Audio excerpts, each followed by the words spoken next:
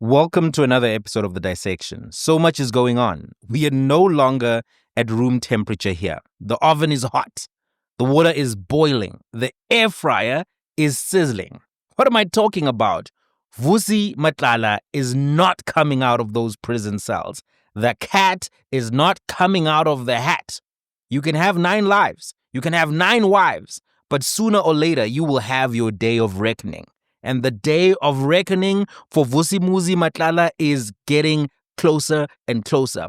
Bail has been denied for the notorious Vusi Matlala.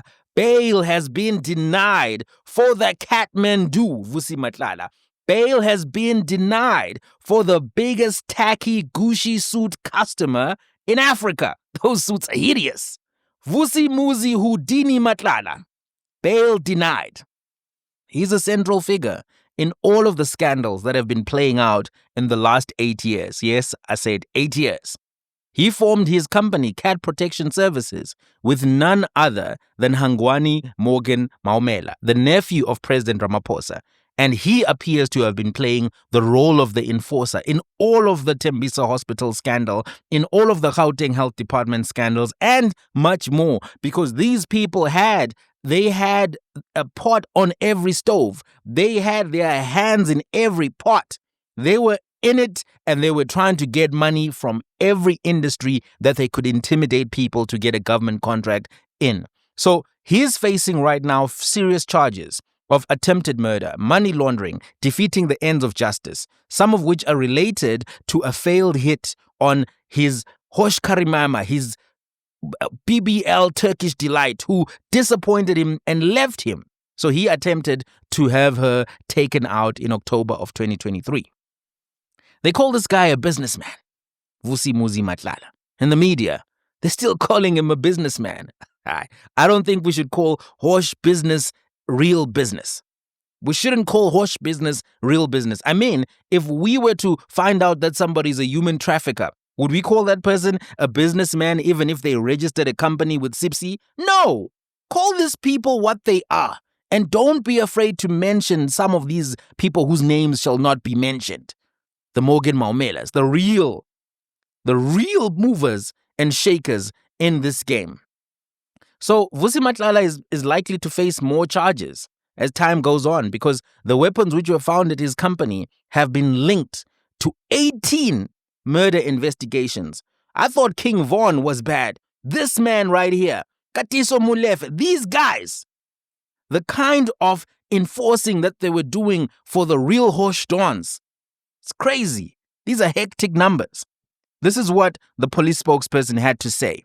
And in terms of the firearms, you will recall that I've always maintained that we've got 3 firearms in police custody that we have seized. It's the 1 AK-47 and the 2 pistols. So in terms of the case of Mr. Sibanyoni, we have linked the attempted murder to that 1 AK-47 that can also be linked to the Amanswar case, the DJ Somebody and his 2 bodyguards case, the Don Dingeni murder, as well as the DJ Vintos murder. So we now know that AK-47 was also used in the attempted murder of Mr. Joe Sibanyoni.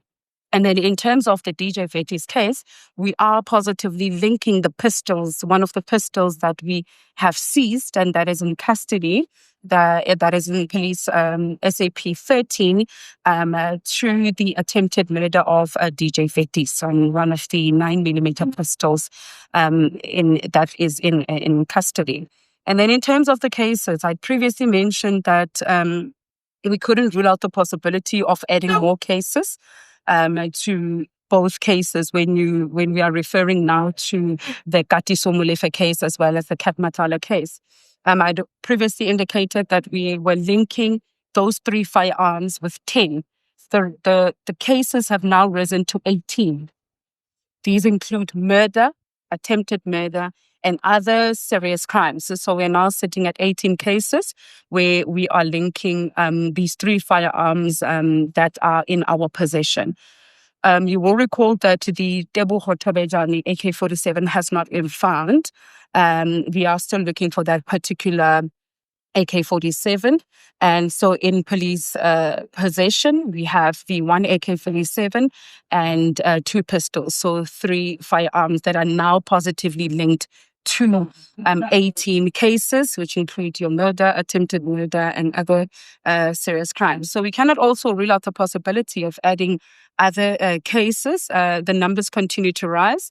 Our ballistics experts are still investigating. Our team is still on the ground investigating and linking other murders and other cases to Cat Matlala. You know, there's a beautiful song called Mercy Said No. Christian song. Beautiful song. This time, the magistrate said no. No bail for you, Matlala. This man and the other key figure in this scandal, Katiso Molefe, they seem to have multiple passports. They have nationalities all around SADC. And this indicates the international nature of the drug and gun trade which is happening throughout Southern Africa. There was evidence that was presented suggesting that Vusi Matlala had access to an Eswatini identity document under the name of Vusi Dlamini. Vusi Dlamini. Imagine that. Home Affairs records revealed that Matlala had crossed into Eswatini on foot 3 times last year, with officials showing no entry into South Africa after 19 April following his last departure. The man was carrying bags of something. Something was crossing those borders on foot. For all of those tacky but expensive suits, this man clearly has got his blue overalls. You know he was not crossing on foot wearing a Gucci suit. These are the types of trips where products are moved and services are rendered. That's the reality.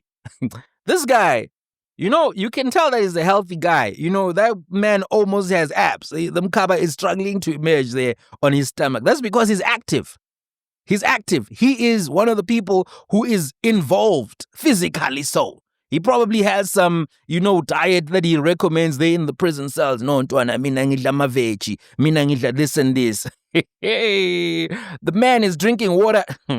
Anyway, Magistrate Prince Lou pointed out that Vusi Matlala was a very high flight risk.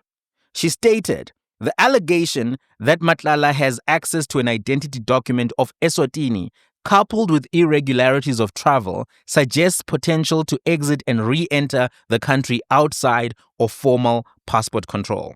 She also pointed out that Matlala has foreign interests in Mauritius. Hey, these Hosh Kari Dons, when they take the Hosh Kari mamas, when you see people saying that they are blessed and highly favored on white linen sheets and they are chilling on blue waters, you must know that rivers of blood flowed for those assets to be acquired. Matlala is reported to own a boat in Mauritius, private jet. Add that to the penthouse in Menlyn and the other properties that he owns. If he has those assets in Mauritius, the penthouse, the boat, then you might as well conclude that he has access to bank accounts, these foreign bank accounts that we're not always able to access and identify, offshore accounts. And he may be using other identities. If he's Vusi Dlamini, he may be Scott Dickens when he goes there to these offshore places, because this guy clearly knows how to get a passport, an off-the-record, off-the-shelf passport. Right? Another major concern that the court raised was that this guy had a cell phone in his possession at the Kgosi Mampuru Correctional Center. The data records, which were scanned, the data downloads revealed that the phone had been active on the 6th of July when General Mkhwanazi was giving the press conference. This man was able to 5G access YouTube and follow the press conference in real time. Even when they were catching him, he had paused. He was replaying. He probably had a notebook. He was taking notes. This is why the general can't drink anybody's water, man. People are out here with cell phones replaying his videos in prison cells. You gotta bring your own Aquel there. You gotta bring your own water. You can't just be drinking any water they put in front of you. Even Thabo Mbeki, once his bodyguard saw that Thabo Mbeki was about to drink some water, immediately grabbed that water and gave him a different bottle of water. You never know. You never know. Can you imagine? This man is such a connected thug that he's watching TikTok and YouTube in prison. You may find that he's even having all the streaming services, YouTube ad-free. That man is probably buying those ugly suits online from prison.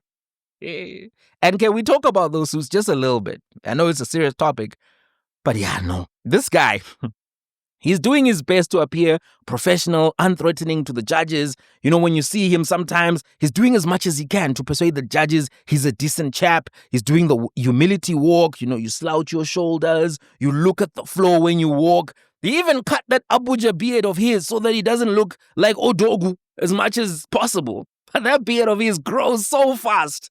He shaved it the other time, grew back. It was like, no, you won't. These judges are going to see you for who you are. And the suits, the suits are not 9-to-5 suits. Those are not the suits worn by some young lawyer rushing to ENS or Bowman's. Those are the suits of a Hosh Kari father. That's the dress code of Hosh Kari behavior. No one is going to real business meetings with logo tattooed suits. Kuchi, kuchi, kuchi, kuchi, kuchi, kuchi, kuchi. Aye, chief. You thought that was going to persuade the judges. If anything, it's showing them that you are a skebenga of note. At this point, I actually think, based on everything that they discussed, Vusi Matlala actually needs to be placed in solitary confinement. The reason I'm saying this is because we've heard about how some gang leaders have been orchestrating mass murders from the confines of prison. Prison is not a barrier to violent behavior from these gang leaders. Prison is not a barrier to people, disappearing or being, shortly ended in terms of their lifespans outside of courts before they testify. We've seen it happen multiple times. If this guy can get access to phones, if this guy knows people at very senior levels, if this guy is one of the guys who has been implicated in the killing of whistleblowers, the killing of auditors, the killing of people who are trying to block payments, I don't think he needs to be in any space where he can log on to anything, talk to anybody. We need to put a video camera on this guy 24/7 because he is a violent skebenga of the worst kind. Violent skebenga of the worst kind.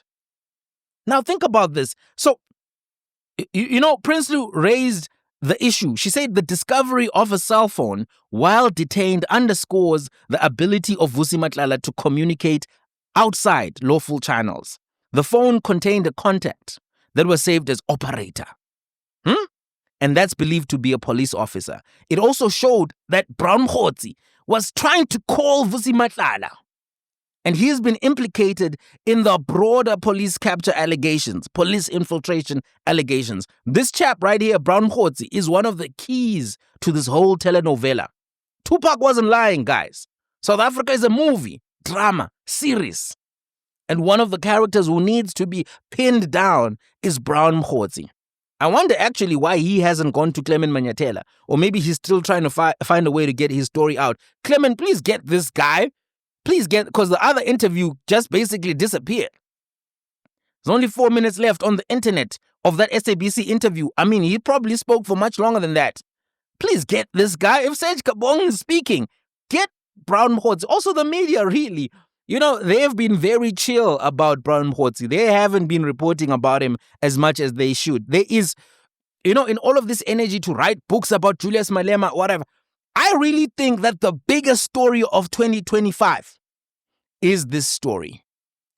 From the 6th of July, even though, there was attention that was attempted to be raised by General Mkhwanazi much earlier. But let's go from the 6th of July. At that point, this has to be the biggest story. And I've been trying to squeeze in other stories, but if you're wondering why I've made so many videos about this topic, is because this story is the story of 2025. And journalists and mainstream media, they have been dragging their feet. Only yesterday did I see some energy. Oh no, we are here at the venue, blah, blah, blah. Who is Brown Mkhotsi? Show us pictures of Morgan Maumela. Why are you failing on this fundamental journalism? All of these Gupta leaks, all of these things, digital vibes. Now you don't know how Brown Mkhotsi vibes. Come on, guys. Come on. And, I just hope that maybe Clement, you can get him. We've seen all kinds of Frederick Shabir doing media interviews, right? There's Serge Kabong. This Serge guy, he's a man who's committed to going everywhere to repeat. I think he was told, go and say Tebogo Tobejane does drugs. Just go and say that. Repeat it everywhere. This man that General Mkhwanazi is relying on. This woman, she is doing drugs. She does drugs, that woman. Sage, come on, man. We all know that these people are taking substances. What do they want us to think that their beverage of choice is there in those nightclubs? You guys think you want us to think you're drinking sparkling water VSOP? Come on, man. With this evidence, Prince Lou, the magistrate, found that Matlala would have been able to interfere with witnesses and obstruct the course of justice if he had been released. I agree with her. This man should not see the light of day at all. The court had previously heard evidence about potential witness intimidation. Lastly, I think it's important just to point out the man is a present danger to society, and there's a public interest that he stays confined due to the seriousness of his offenses, the types of allegations that he is facing, which include trying to get rid of whistleblowers and people who can testify against him and his Hosh Kari fathers, because he's not the main don in this. He's an enforcer who went rogue, who tried to become the king and missed. Right? Think about the charges: attempted murder, conspiracy to commit murder, money laundering. And then if you think about his whole rap sheet, this man has been dodging dockets for a while. And I spoke about it in a previous video. These are not trivial charges. This man is not being accused of wearing fake sneakers in the presence of Ricky Rick. He's accused of serious things. And it's vital. The court emphasized that the nature and gravity of the alleged crimes, they show a clear danger to the public. I agree. He failed to also show any exceptional circumstances. Bail, as you know, is not automatic. The law requires that certain exceptional circumstances be shown, especially in serious cases. And the court found that Matlala hadn't met the threshold by any stretch of the imagination. I wouldn't give this man bail.